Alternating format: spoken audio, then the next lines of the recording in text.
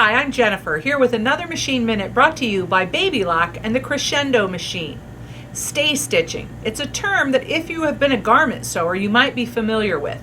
Stay stitching is often used to secure armholes and waistbands to prevent them from stretching.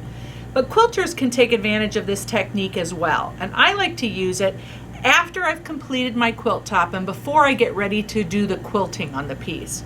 Now, the reason stay stitching can be useful is if you have a lot of seams along the outer edge of your quilt, places where you don't just have a border added where you'd only have maybe 4 seams. Here I've got lots of blocks along the edge of my quilt, and what can happen is seams can start to break open as you're working with the quilt and pinning it and basting it and moving it around as you're quilting.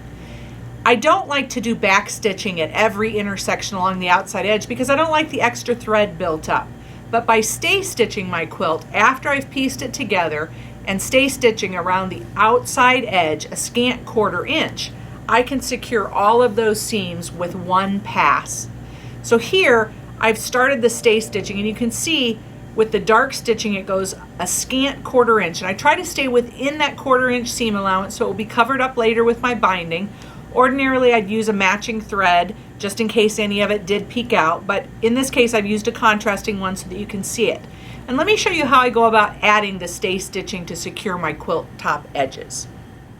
So to add stay stitching to the edge, I like to work with the wrong side of the quilt top up, and you can see I've got lots of intersections along the edge of my quilt. There's a 1/4 inch line on my throat plate here, so I'll follow that and make sure I stay just inside of it, so that will give me the scant 1/4 inch.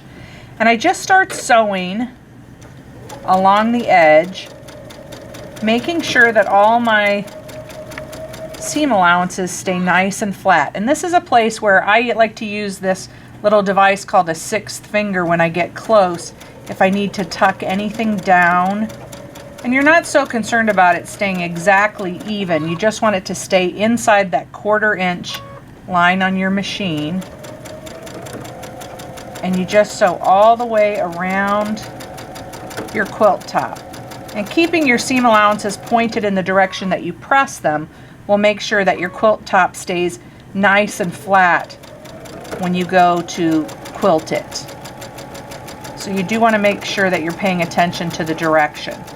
But I'll work my way around all 4 sides, and then my stay stitching will be done. You do want to be careful not to stretch your top during this process because you want to keep it nice and square. So when you get to the corner, just stop with your needle down, pivot, and start sewing again.